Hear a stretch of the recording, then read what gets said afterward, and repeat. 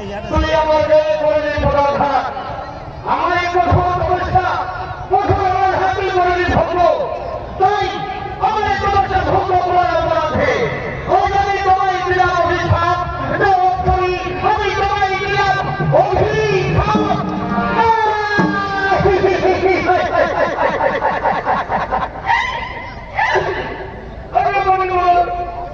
আমি নিজের তলায় থাকবে कैमरा तो साला काज को नहीं ये विजुअल कैमरा আমি তোমাকে আঘাত করে আমি মহাপাপী কি প্রবলেম হচ্ছে এখন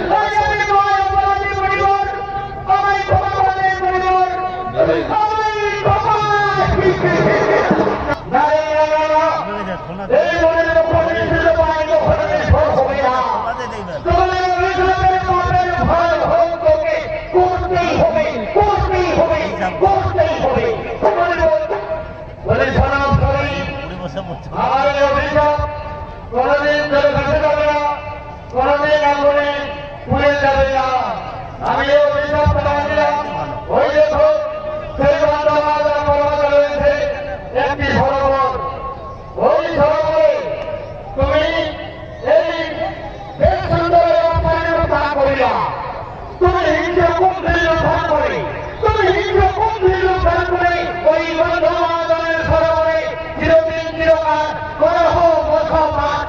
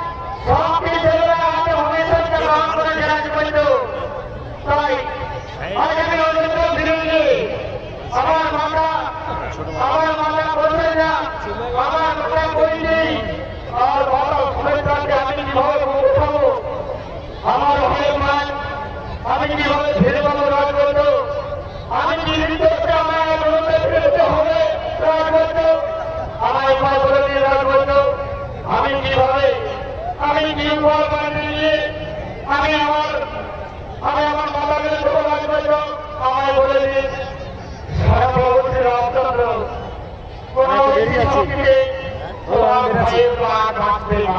मेरा जगह वीडियो ढोक তবে তার একমাত্র পথ রয়েছে, ওই ধর্মঘট পর্বতে রয়েছে বিশাল নম্বর সৃষ্টি করতে করতে বেড়ে যাচ্ছে।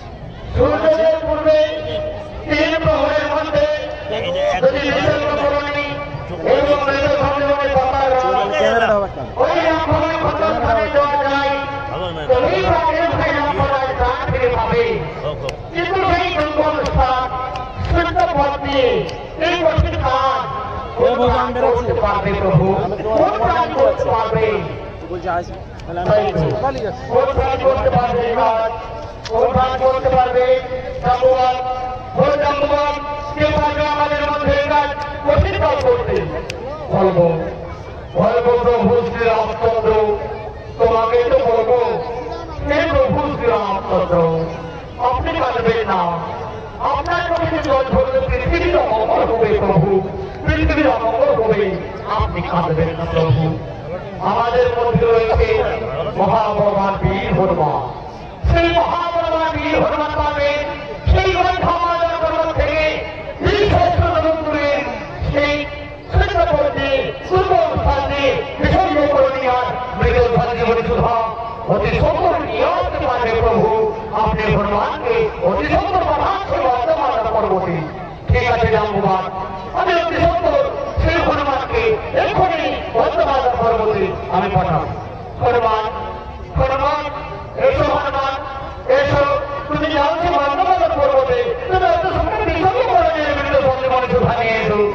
প্রভু শ্রীরামচন্দ্র, আমার সকল সহস্রবলী প্রণাম গ্রহণ করুন প্রভু, আমার সকল সহস্রবলী প্রণাম গ্রহণ করুন, আর আমায় আশীর্বাদ করুন প্রভু, যেন আমি সূর্যোদয়ের পূর্বে সেই 20 সহস্র তরুণে গঙ্গামালার পর্বত বিসর্গ করে নিই এবং মৃত সঞ্জীবনী সুধা আমি যেন সূর্যোদয়ের পূর্বে এনে দিতে পারি প্রভু। আমায় আশীর্বাদ করুন প্রভু, আমায় দুহাত ভরা আশীর্বাদ করুন, আমি যেন বিসর্গ করে মৃত সঞ্জীবনী সুধা আমি আপনার আশীর্বাদ এনে আমি যেন অতিগত উপহার দিতে পারি প্রভু। আমায় আশীর্বাদ করুন, আমায় আশীর্বাদ করুন, আশীর্বাদ করুন। কথা কথা জয় শ্রীরামচন্দ্র, জয় শ্রীরামচন্দ্র, জয় শ্রীরামচন্দ্র।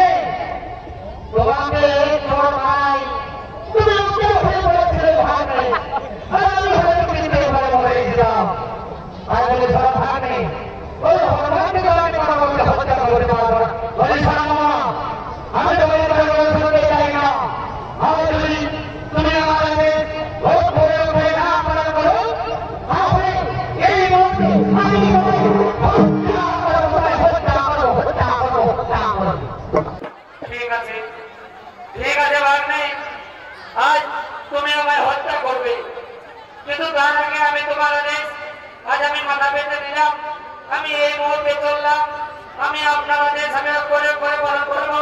আমি চললাম হনুমান হত্যা করার জন্য ভাগ নেই, আমি চললাম, আমি চললাম। ঠিক আছে, শোনো শোনো আমার শ্রী, শোনো আমার শ্রী, আমার আদেশ যেন না হয় কখনো লক্ষণ। তুমি হনুমানকে হত্যা করি, তারপর তুমি আমার রাজপ্রাসাদে ফিরে যাবে মামা। আমি চললাম, আমি চললাম, আমি চললাম মামা শ্রী।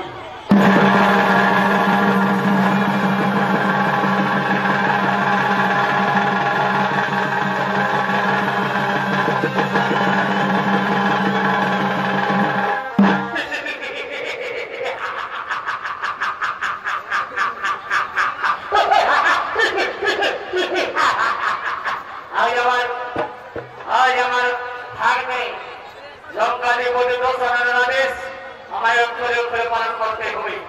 তাই আমি কি করবো, তখনই আমি ছদ্মবেশ ধারণ করি। আজ আমি যাবো সেই গন্ধর্বের পথে, ছলে ছলে কৌশলে আমি হত্যা করবো। কিন্তু তার আগে কোথায় আমার সৈন্যবট মন্ত্রী সেনাপতি, তোমরা অবিলম্বে ছুটে এসো, এই মুহূর্তে তোমরা অবিলম্বে ছুটে এসো।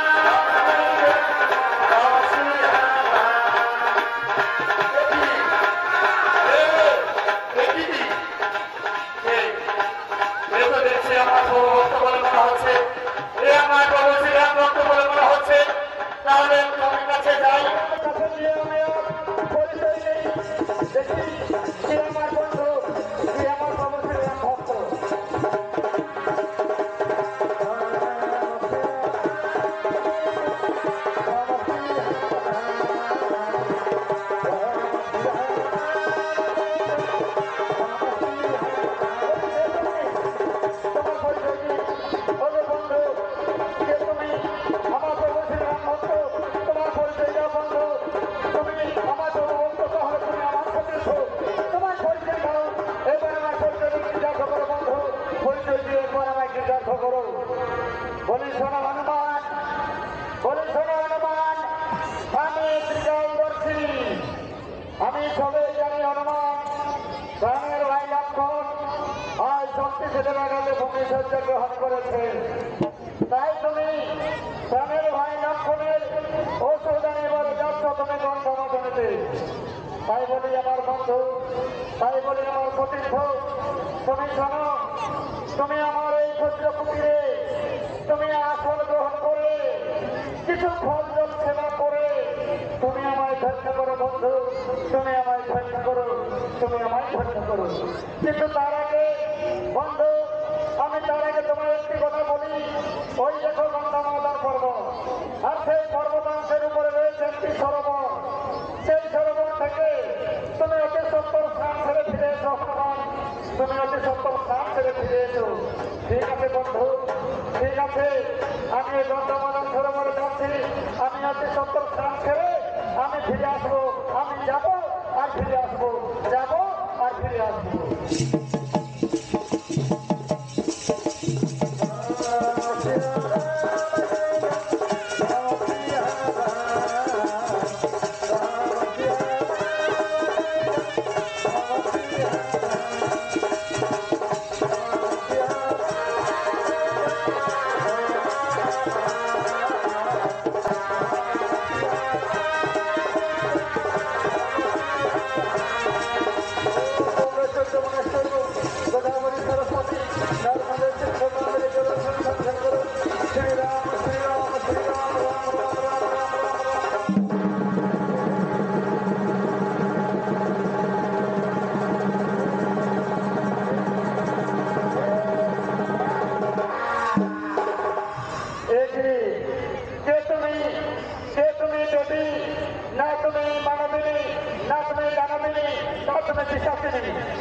এই সরোবরের স্নানরত অবস্থায় তুমি গম্ভীর রূপ ধারণ করে আজ তুমি আমায় গ্রাস করতে এসেছিলে।